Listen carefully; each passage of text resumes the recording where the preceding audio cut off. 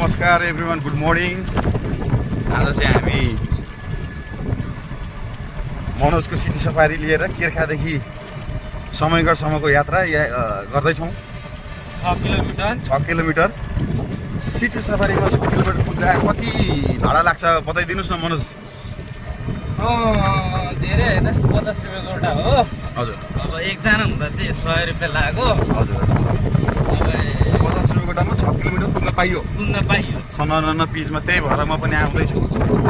आज चाहिँ फेरि कस्तो भने हाम्रो समयगढ बजारको मनोज पराजुली भन्ने चाहिँ वृद्धलाई फ्री र बालकलाई फ्री हो गाडीमा, जहिले पनि याद राख्नु होला।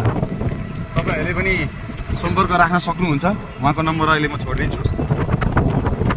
एकदमै सजिलो र राम्रो हुँदै हुँदै आज हामी चाहिँ केर्खा बजार आयौँ। कुरो के भन्दाखेरि आँखामा किरा पस्यो, मन फेरि यति डराउँदो रहेछ नि, चिन्ताले नै चिताको बाटोसम्म पुर्याउँछ भनेको यही के भन्दाखेरि आनो आए जस्तो पनि भयो, आँखामा बिख पसे जस्तो पनि भयो, चोटपटक लागे जस्तो पनि भयो।